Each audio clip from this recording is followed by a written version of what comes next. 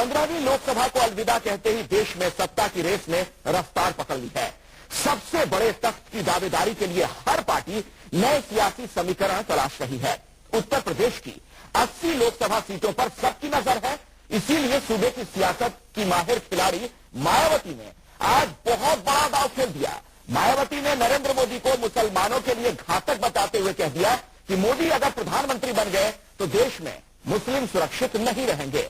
खुद को दलितों की एकमात्र हितैषी बताने वाली मायावती का अचानक मुस्लिम कवच के रूप में सियासी अवतार लेने के इस दांव के पीछे कई संदेश भी छिपे हैं। दरअसल मायावती की रणनीति है कि वो मुलायम से खफा मुस्लिम वोट बैंक को अपने पाले में कर मोदी विरोधी ऐसा माहौल बना दें जिससे वोटों का ध्रुवीकरण हो जाए और वो दिल्ली की सत्ता में किंग मेकर बन जाए। माया की कल्पना से निकला ये प्रयोग अगर कामयाब हुआ तो यूपी में मोदी और मुलायम दोनों को नुकसान हो सकता है। इसीलिए सवाल उठ रहे हैं कि क्या मुस्लिम कार्ड खेलकर मायावती रोक देंगी मोदी का रथ, और क्या यूपी में मायावती और मोदी के बीच होगा हिंदू मुस्लिम वोटों का ध्रुवीकरण। इन्हीं सवालों पर बात करेंगे अपने मेहमानों से, लेकिन पहले देखिए कि आज कैसे मायावती ने मुसलमानों को मोदी से डराया।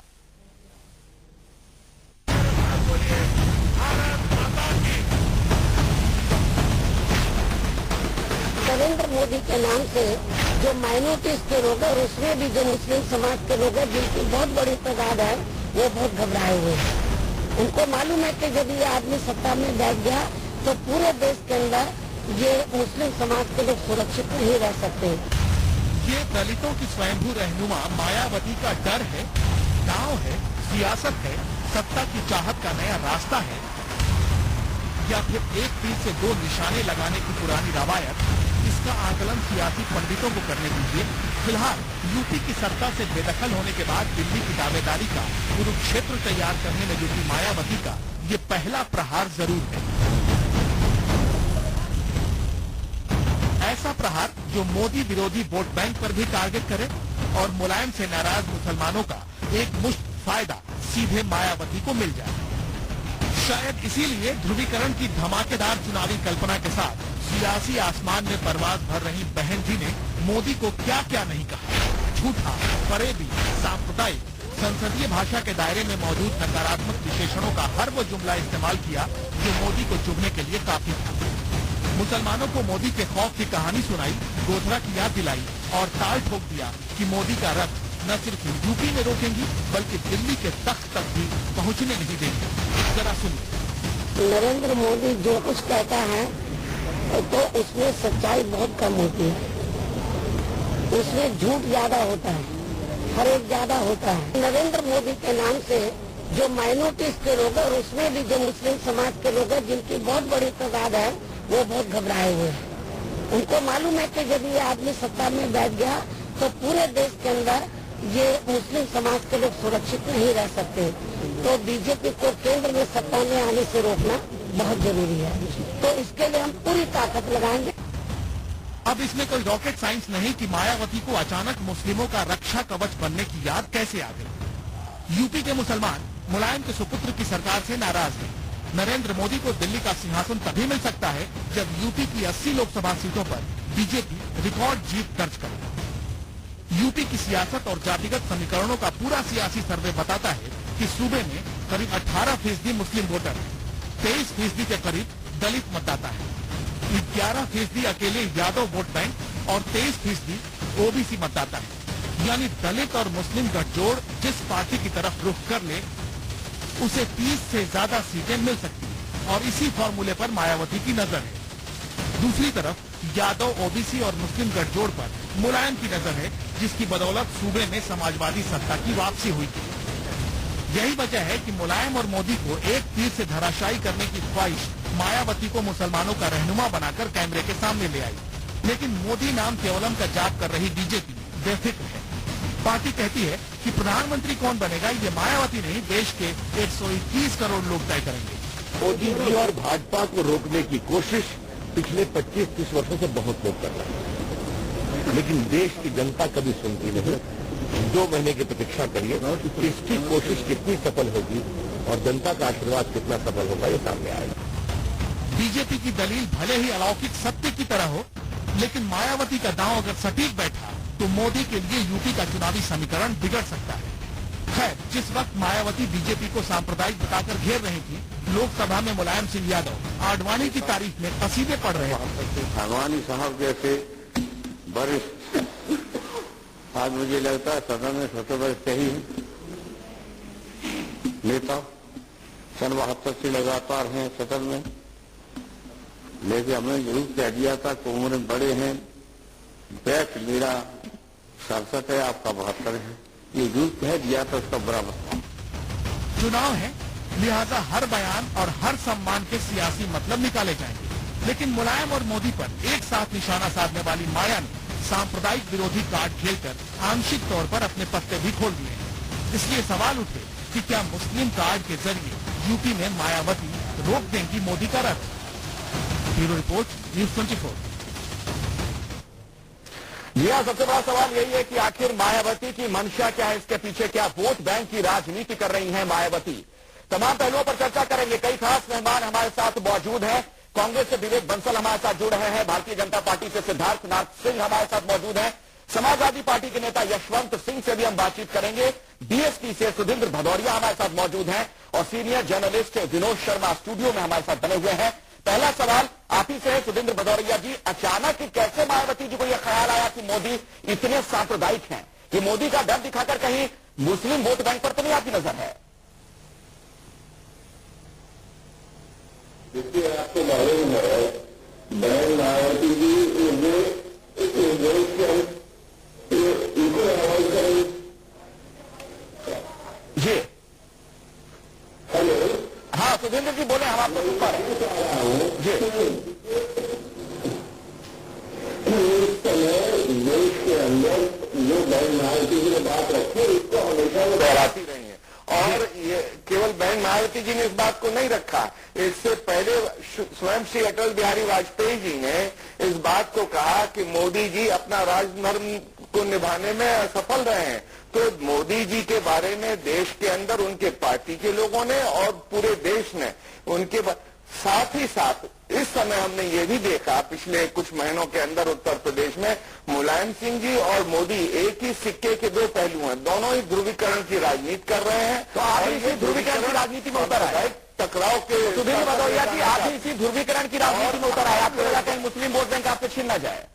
नहीं, बिल्कुल हमारे नहीं, तो मोदी का भय दिखाने का क्या मतलब है? देखिए सुधींद्र भदौरिया जी, ये भी हकीकत है ना कि पूर्व में आपने सरकार भी बनाई है। अगर हम इतिहास की बात करें तो भारतीय जनता पार्टी के साथ आप सत्ता में भी रहते हैं।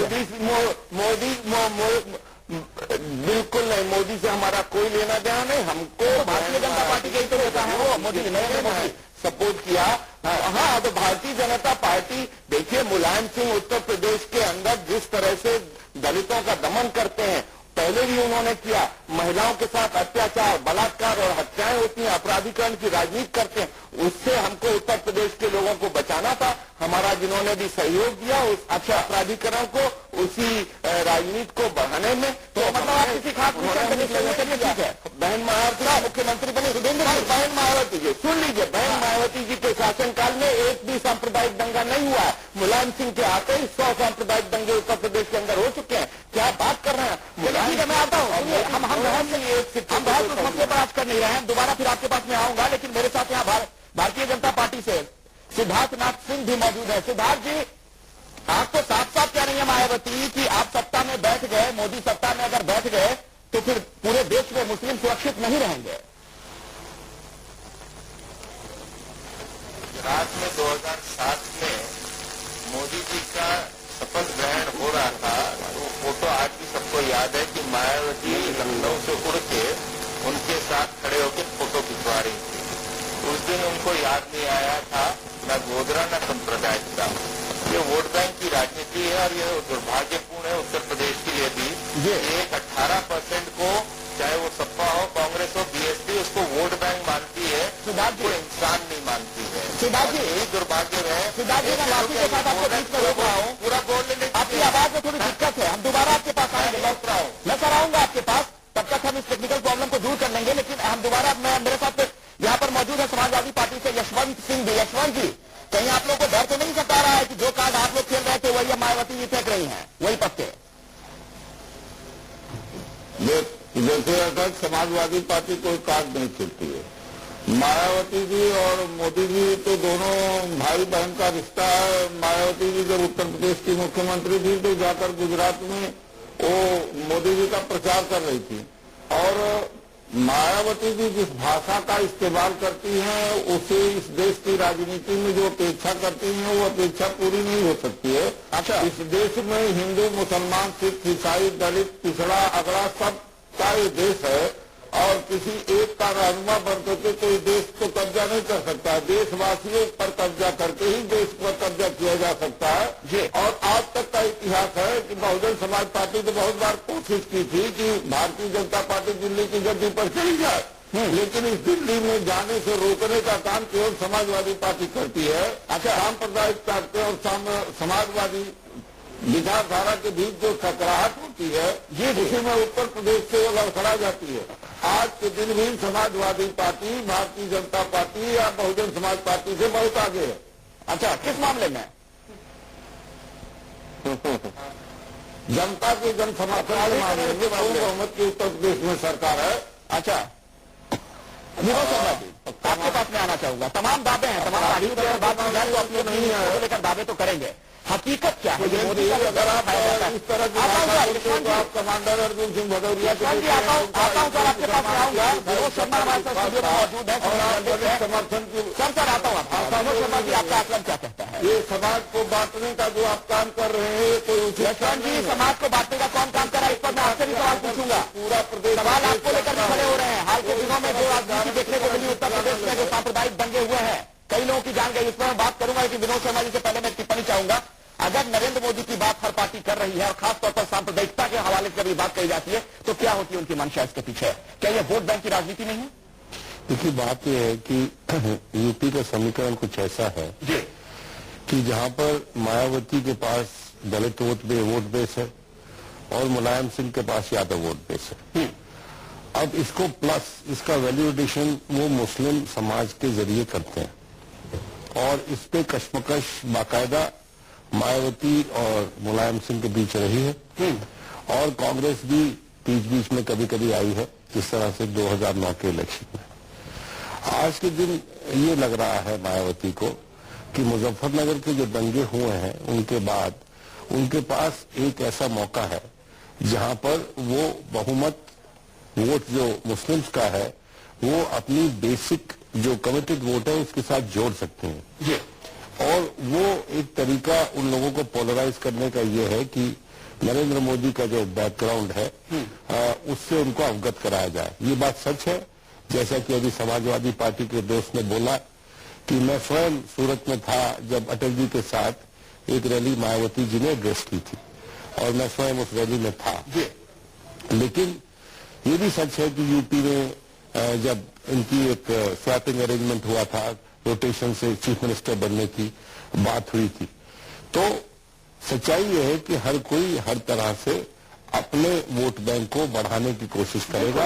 वोट बैंक की पॉलिटिक्स हर पॉलिटिकल पार्टी करती है। अगर कोई ये कहे कि हम वोट बैंक की पॉलिटिक्स नहीं करते हैं तो फिर वो इलेक्शन क्यों लड़ रहे हैं? सुधीर जी, सवाल एक ये भी है, आप लोग अपनी सहूलियत के मुताबिक ये सांप्रदायिकता की परिभाषा क्यों कर लेते हैं? सेकुलरिज्म के जो झंडा बरदार आप लोग बन जाते हैं, ऐसा लगता है कई बार कि जब आपको ये सूट करे तब अपने लिए आप ही झंडा उठा लेते हैं। आप भारतीय जनता पार्टी के साथ सरकार में रह चुके उत्तर प्रदेश में, इसका भी आपको जवाब देना पड़ेगा। देखिए, जहां तक बहुजन समाज पार्टी का सवाल है, सबसे ज्यादा प्रतिबद्धता हमारी है इस संविधान के प्रति, जिसके सबसे बड़े अगुवा बाबा साहब भीमराव अम्बेडकर थे। जहां तक सहयोग लेके सरकार बनाने का सवाल है, तो हमारा उत्तर प्रदेश में जो उस समय अपराधीकरण का एक बढ़ावा मुलायम सिंह जी दे रहे थे, उसको रोकने के लिए जिन लोगों ने भी सहयोग दिया, हमने सहयोग लिया। पर अभी क्या उत्तर प्रदेश में अपराधी नहीं है? सबसे बड़ी चुनौती है। अभी क्या उत्तर प्रदेश में अपराधी नहीं है, ये मानते हैं? बिल्कुल है। हम फिर से सहारा क्यों नहीं ले लेते हैं भारतीय जनता पार्टी? इस समय दो बड़ी चुनौतियां हैं। इस समय दो बड़ी चुनौतियां हैं। देश के सामने सबसे बड़ी चुनौती है मोदी की और प्रदेश के सामने सबसे बड़ी चुनौती है समाजवादी पार्टी की अपराधीकरण और सांप्रदायिकता। ये दो बड़ी चुनौतियां हैं। इन दोनों के खिलाफ बहन मायावती जी मजबूती के साथ लड़ रही हैं और मैं आपको विश्वास दिलाता हूं। अरे तो इसी मजबूती का हवाला तो यशवंत सिंह भी दे रहे हैं। यशवंत सिंह भी ऐसी ताकत से लड़ाई कर रहे हैं, समाजवादी पार्टी के नेता यशवंत जी। आप दोनों फिर तो एक ही लड़ाई लड़ रहे, फिर तो दोनों साथ आ जाइए, एसपी और बीएसपी। नहीं, बिल्कुल नहीं। उत्तर जो बात कर रहे हैं संजोग से जहाँ के रहने वाले हैं वहाँ के बगल में जो चंबल का बिहार था उससे पूरी तौर पर प्रभावित थे और ईमानदारी से दिल पर हाथ रखकर कह नहीं सकते कि जब मुलायम सिंह यादव की सरकार हुई तो चंबल से बिहार की जो परिभाषा थी वो बदल गई। वहाँ का विकास इतनी बड़े पैमाने पर हो गया कि आज इस बिहार में नहीं कोई डाकू है, नहीं कोई पकड़ है, न कोई अपराध है। शर्म लगती है समाजवादी पार्टी अपराधियों को जितना पकड़ा दे जाती है उतना तो बहुजन समाज पार्टी सोच ही नहीं सकती। वो तो निशान बना ली थी अपराधियों का एकदम। यशवंत जी मेरा सवाल सुन लीजिए। आप ही षड्यंत्र के खिलाफ आपका भी दावा है सांप्रदायिक को रोकने के लिए आप ही प्रयास कर रहे हैं, लेकिन हाल के दिनों में उत्तर प्रदेश में जो दंगे देखने को मिलती है, मुजफ्फरनगर के संदर्भ में खासतौर पर मैं बात कर रहा हूँ, कोई मुस्लिम कैसे महसूस करे फिर आपके सीधे में? हिंदू भी हो वो, चाहे वो हिंदू मुस्लिम दोनों की जाने की एक विभिन्न भाषा विभिन्न धर्मों का यहाँ तमाम लोगों के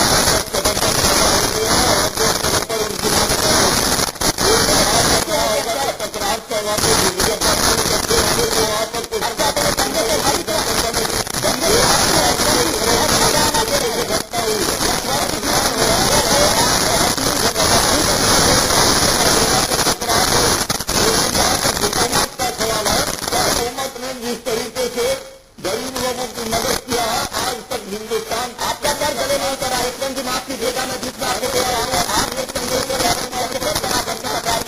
वैसे ये दंगे हुए हैं, ये कहना चाह रहे हैं आप घर में अगर बहुत लोग हैं तो आप कह रहे हैं उसकी तुलना कैसे आप कर रहे हैं? चित्रों से एक कहानी का आपस में सरकारें कितनी होती है? सर सरकारें क्यों होती हैं फिर अगर लोगों की सुरक्षा का सरकारें आग पर पानी डालने के लिए होती है तो पानी कहाँ डालता है? चला गया की छवि नहीं है जो हमारे लोगों के मानसिक की छुट्टी विरोधवादियों तो बहुत ही सही तरीके से दंगों को परिभाषित करें। यशवंत जी देखिए बात है कि आज के दिन समाजवादी पार्टी थोड़ी सी इस बात से विचलित है कि जो मुस्लिम समाज है वो उनसे नाराज है और नाराज होने के कारण भी है। मुजफ्फरनगर में हुए उसके बाद कोशिश की समाजवादी पार्टी ने कि इसकी थोड़ी सी भरपाई करें। अभी हाल ही में अरशद मदनी में उनके जो सरगना है वो गए थे और वहां पर उन्होंने बहुत तारीफ की अखिलेश यादव की, लेकिन चूंकि सरकार आज के दिन अनपॉपुलर है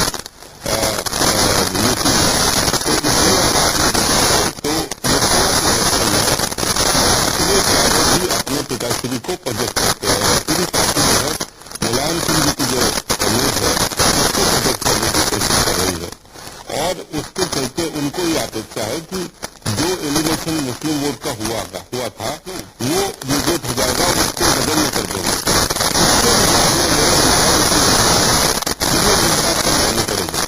अगर यथार्थ सच्चाई की बात यह है कि मायावती के जो कार्यकाल था आज के दिन उसको अखिलेश के कार्यकाल के साथ कंपेयर किया जा रहा है और उस कंपैरिजन में मायावती कुछ निकल के उभरती है। ये सच है कि मायावती के कार्यकाल में राजा भैया को जेल में डाला गया। ये भी सच है कि मायावती काल में अतीक अहमद जिसने की अभी हाल ही में ये कहा कि जो मुजफ्फरनगर के जो लोग हैं सवाल इसी से जुड़ा हुआ है तो मायावती इसी एजेंडों को लेकर क्यों नहीं आगे बढ़ेंगे चुनाव में? मोदी की बात क्यों आ जाती है? मोदी का डर दिखाना। देखिए बात यह है कि ये आप उनसे इस पे आप ऑब्जेक्शन नहीं कर सकते, मेरा जाती राय है। क्योंकि देखिए आज के दिन आकलन है वो ये माना जाता है कि भारतीय जनता पार्टी जो है वो और दो मेन कंटेंडर से आगे है और मायावती एक अकेली सक्षम महिला मुझे आज के दिन नजर आती है उत्तर प्रदेश में। इसलिए नहीं कि वो हमेशा से मजबूत ज्यादा रही है समाजवादी पार्टी से, लेकिन आज के दिन मुझे इतनी सक्षम नजर आती है क्योंकि इनका जो एडमिनिस्ट्रेटिव कैपेसिटी है उसको अखिलेश के साथ कंपेयर किया जा रहा है और उसको बेटर समझा जा रहा है। और मायावती आज के दिन सबसे ज्यादा सक्षम है इस मोदी का जो वहां सब नजर आ रहा है इसको कम करने में और उसको रोकने में। लेकिन सर सवाल फिर भी बरकरार है कि अगर इतनी सक्षम है, अगर उनको लगता है कि उन्होंने कोई शासन दिया था, फिर इसी को जनता के बीच लेकर क्यों नहीं जा रही है? क्यों नहीं? मेरी बात मैं आऊंगा सर, आऊंगा। मैं आपको एक छोटी सी कहानी बता देता हूँ। मेरे को आप लोगों से सिद्धार्थ से बात कर लीजिए, उसके बाद जब मैं सिद्धार्थ सिंह हमारे साथ से जुड़ गए। सिद्धार्थ जी, आप लोग तमाम कोशिश कर रहे हैं, नरेंद्र मोदी विकास की बातें बार बार कहते हैं, यहाँ तक उन्होंने बयान दे दिया हिंदू मुस्लिम दोनों विकास के पहिए में, विकास की जो गाड़ी है उसके दो पहिए, इसके बावजूद दंगों का दाल घूलता नजर नहीं आ रहा है। आज जो मायावती का बयान आया इसके संदर्भ में सवाल पूछ रहा आपसे मैं। चुनाव है, राजनीतिक ज्ञान आएंगे, मगर जो वास्तविकता है वो कहीं और परे है, हटके है कि SIT supreme court monitor court ने क्लीन चिट दे दी। अब ये मानना ना चाहे चुनावी माहौल में तो एक अलग विषय है, मगर जहां तक की जो बात है, दुर्भाग्यपूर्ण ये है उत्तर प्रदेश के लिए और मेरे मुस्लिम भाइयों और बहनों के लिए कि 18% जो उनकी पॉपुलेशन है वो इंसान के रूप में नहीं देखे जाते हैं। समाजवादी पार्टी, बीएसपी और कांग्रेस मायावती के हर चुनाव में देखना है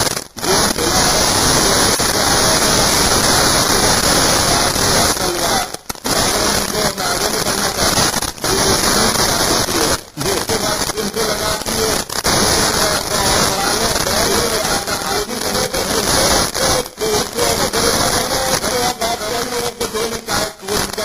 अब उन्होंने मुस्लिम वालों को जोड़ने की कोशिश करा। भारतीय जनता पार्टी के नए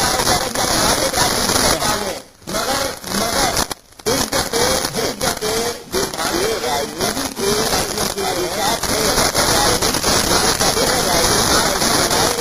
उसमें उत्तर प्रदेश